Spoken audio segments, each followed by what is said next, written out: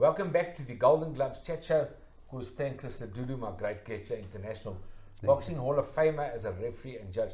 Stan, I want to talk to you about our next big tournament, a Golden Glove show at Empress Palace on the 19th of June called Generation Next.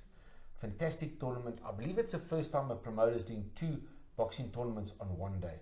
So Golden Gloves has decided to do a development show in the afternoon to help all the youngsters out. Golden Gloves also feels it's their responsibility to give back to the youngsters that have been out of action during COVID, financially strapped. So we're going to put on a tournament in the afternoon starting at 2 p.m, a development show, and then at 7 p.m. in the evening will be another big show. So I want to talk to you about that show in the evening. Let's talk about Akani Pusi fights Johnny Miller in a rematch. Johnny Miller will be defending that WBA Pan-African title.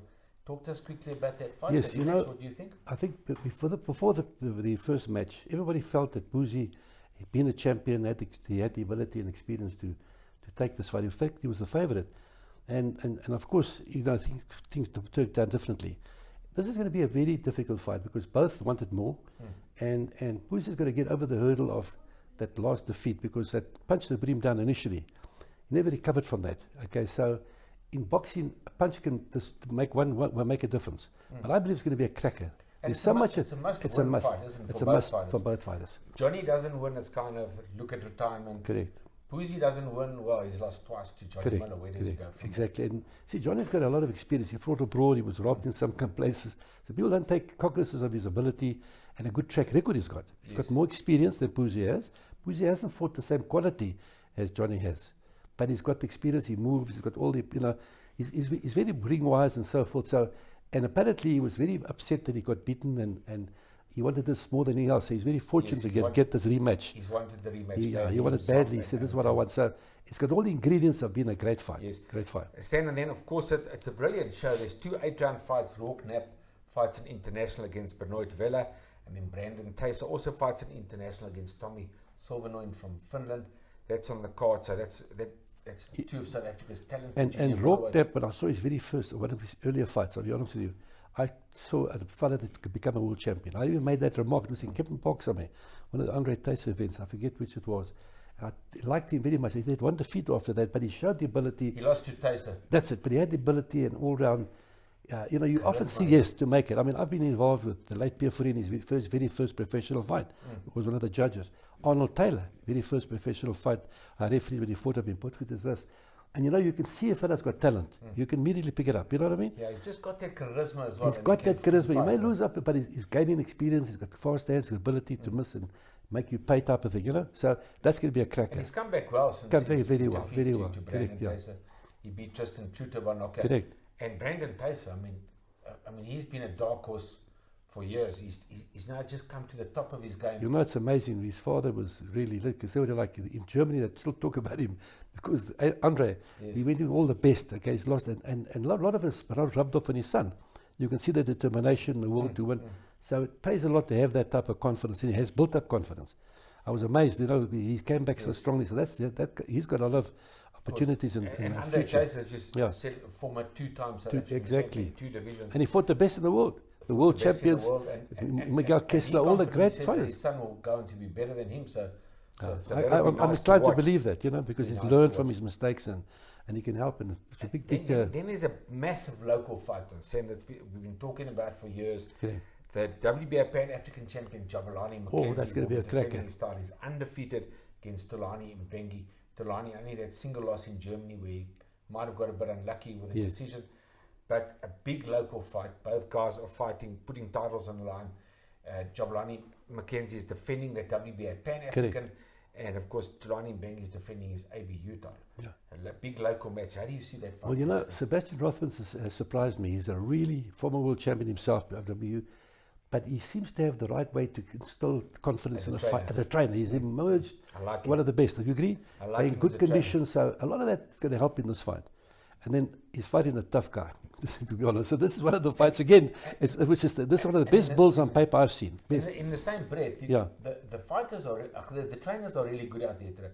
And then you get Sean Smith. That's what I want to say. Who comes from such a big boxing family. Correct. Against Sebastian He's Rothman. proved himself to be, amongst the greats. Brains in the corner, boxing great. Makes a difference. I've seen it, I have to tell you.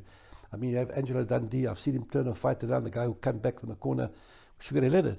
The way he inspired him, you know, and I've done fights like with Mike Weaver, James Quick Tillis. Although he lost, he inspired him. He came back.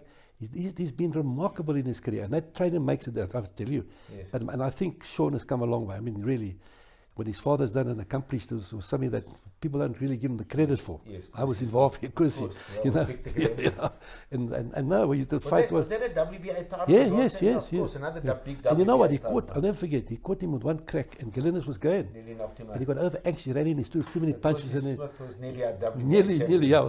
It was So, losing, I mean, but one crack can do it. This is the thing in boxing. I have to tell you, one punch can turn the thing around. We've had massive WBA title fights with South Africans involved.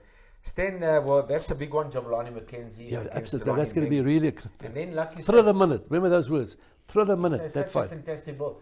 Then we got a guy who's we call him the best kept secret in South African boxing. Yeah, Duma Lamati. Yeah. 17 fights, 16 wins, 1 draw, never lost. People don't really know how good Duma Lamati is. He's been under the radar. He's been under the radar. He's now signed Yeah. with Golden Gloves. He had a good win the other day and got on a Golden Glove show. And now he fights for an IBO junior featherweight world title against a guy called Jose Martin Estrada Garcia from Mexico. Tough fight. Also a tough one. Tough fight, yeah. Tough. You know, Mexicans just generally always come to fight. Canelo just had a good one. I remember when I did one of his fights back in Texas a while ago, they surprise you because they come boxing. It's a tradition that people don't really appreciate. You can be Mexican, they come to fight. You get the odd one here and there, but and I think it's going to be one hell of a fight. And I think, like you said, Canelo Alvarez has inspired these guys. So you get like a club fighter Correct. from Mexico, all of a sudden becomes like championship level. Exactly. Because they want to win. It's like a Manny Pacquiao. All of a sudden the Filipinos can fight. Look at me coming exactly. They can all fight now because they look up to Manny Pacquiao. And the same with Canelo Alvarez. You got this guy Garcia, so he's coming out to fight Duma Lamati. And he's got a lot at stake because he's a Mexican. He wants to show, I can do it. And that's going to be one of that whole bill on paper. I'll be honest. Congratulations to Golden Gloves. It's a thrill a minute fights that he's got lined up there. Fans are going to be treated the whole day, by the way. Yes. I'm going to come So early. I'm coming for the nursery. The nursery, I love them. Yeah, you know, very often. You're still the biggest boxing fan. Yes, like I'm a big fan, more than anything else. I like to sit ringside and enjoy the undercard. Sometimes in Vegas, I've been to big fights that I've done there. I come there one time, there was hardly anybody. They wait for the main event. I'm there when the doors open and I see the whole undercard. You pick up some good fighters. Yes. I've seen in Puerto Rico in particular. That's why when Alfredo Lane fought for the title against Gomes, I refereed. Yes. I knew you could beat this guy because I realized just when you referee in the fight, Brian's going to put pressure on him. I know he hasn't got the heart, and Brian's going to, and it's exactly what happened, you know. So the undercard, you'll see fighters emerging, future stars. So don't miss it. If I was there, I wouldn't miss it. Make it a day. Thank you. Well, we look forward to seeing you there at Empress Palace on the 19th of June. Generation Next, the next Golden Glove show. And it's going to be a fantastic tournament. Thank you, Stanley Christodoulou. God bless. Thank you. Again, see you at Empress. For being such a great guest. And it's always great to chat to you. Yeah, thank you, Stanley Christodoulou. From me, Brian Mitchell. We'll speak to you soon.